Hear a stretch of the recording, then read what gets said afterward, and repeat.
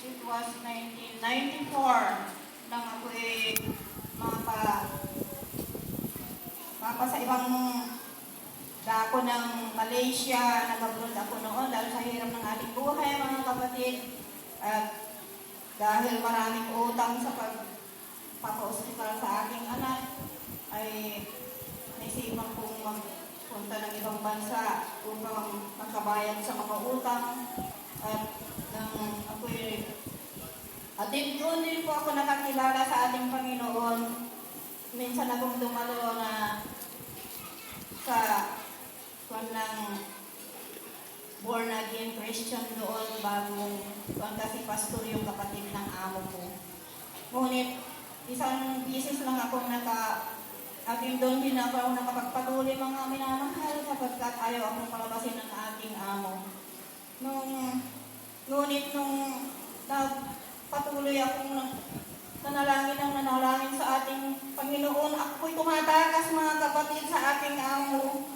Minsan, ginagawa ko na yung trabaho ko ng alauna ng madaling araw para matapos ko hanggang alas 6 at maka-attend ako ng gawain ng Diyos dahil malapit lang walking distance lang po yung sa Kuala Lumpur, Malaysia. Ngunit, nung ako'y pinagalitan ng amo ko na sabi niya ayaw na niyang lumalabas ako kundi ibabawas lahat dun sa mga sahod ko. Ngunit nung ako'y tumanggap ng ating sahod, sa isang buwan hindi na niya ako binawasan. Praise the Lord.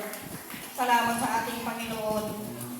At nagkaroon siya ng habag at puso na huwag nang bawasan yung ating sahod. Anong hindi na ako nakapagpatuloy dahil binawalan pa rin niya akong lumabas, nagkasakit yung kanyang kapatid na lalaki. At 2 taon mga kapatid dahil 4 na taon akong naglingkod sa kanyang pamilya dahil ayaw na niya akong palabasin. Nagkasakit after 2 years, nagkasakit yung kapatid niya. 2 years din nagkasakit. Ang sabi ko, request ko, I suggest ma'am, tapos sa ating amo, hapon siya. Tapos sabi ko, ma'am please, pabautismo siya. Pabautismo po siya sa born again, sabi ko. At tumalima siya kagad. At doon siya naniwala na ang ating Diyos ay buhay! Ang ating Panginoon Jesucristo! Praise the Lord! Hallelujah! Kapag nung mabautismohan siya, nabuhay yung tao na 2 taon na nakaratay at puro ang buhok na niya, mga kapatid, ay malagas na. Yung kanyang mga skin sa likod, tuklat na.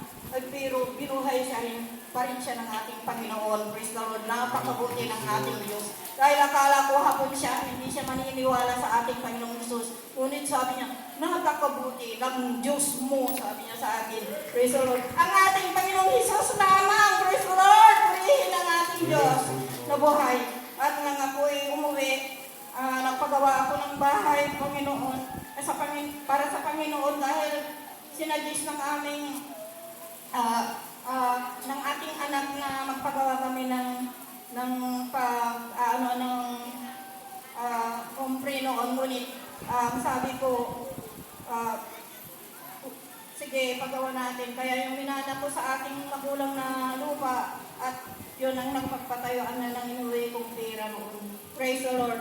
At dyan ako na sa hindi kanais-nais at nangyari yung mga kapatid ay nandyan na-aksidente po ako sa loob ng bahay. At dyan po nakilala ng ating Panginoong Jesus dahil tinawag niya katiba sa Miracle Crusade, Jesus Christ Miracle Crusade International Ministry. Praise the Lord, hallelujah. Napakabuti ng ating Panginoong Diyos.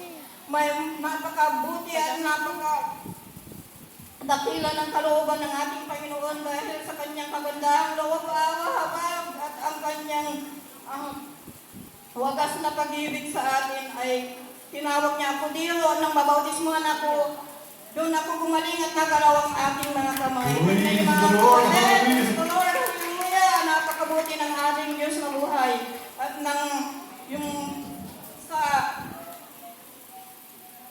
sa unang luhod ng ating pinakamamahal na beloved magulang in the Lord ay ito, ang mga paglihan sa ating mga pastors.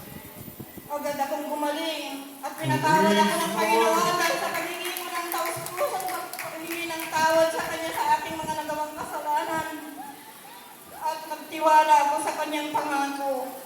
Ang Diyos ay hindi nagpabaya. At ako iniligtas niya. Praise the Lord. Hallelujah. At nang tignan ng aking doktor at ako po natakot noon na nakita niya yung aking x-ray na bukas pa yung mga buto nito. Ito, open, dalawa, at ito, dinugtong na lang po itong mga daliri ko after 3 days.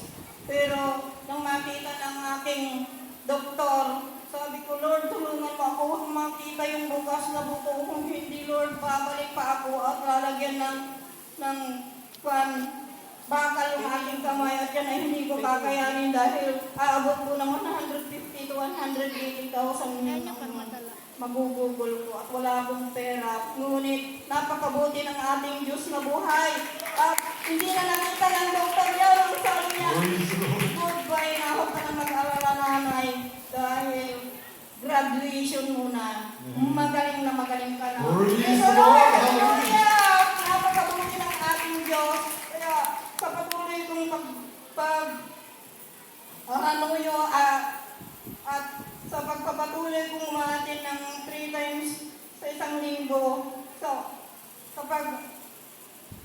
paglilingkod sa ating Panginoon at nagpapatuloy ako sa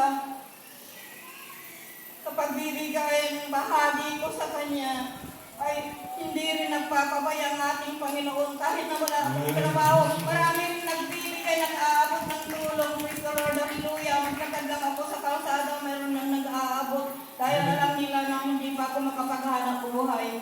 Hindi pa kasi masyadong makapigis ito pag nagtitinda ako ng gulay, mga kapatid. Kaya, praise the Lord, napakabuti ng ating pinakamamahal na ating Panginoong Jesus. At siya talaga ay provider for our needs. Praise the Lord. Glory to God. Napakabuti ng ating Panginoon. Kaya, hindi sinasuggest ko po sa ating mga kapatiran na huwag ninyong pababayaan ng pagtitipon. Praise the Lord. Dahil yun ang aking susi. Sa kanyang mga kamanghamanghang pagpapala sa atin. Napakabuti ng ating Diyos na buhay. Nagbibisurang totoo. At hindi ko kalimutin na ating mga magandang ginagawa para sa kanyang iglesia. Tapakan natin ang paglilingkod sa kanya, mga kapatid, sapagkat ang pagbibigay ang susi ng ating pagpapala ng ating Panginoon. Hallelujah. Kaya, kung puso kong pinapasalamatan ng ating Panginoon, pinakamamahal na Panginoon Jesus, at siya kami lamang ang ating pinapasalamatan at sa ating pasasalamat sa ating Panginoon ay ang material, physical at spiritual na pagpapala niya. Salamat sa Panginoon Jesus.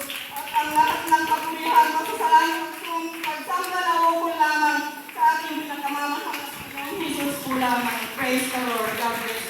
Praise the Lord. Praise the Lord. Isa po yan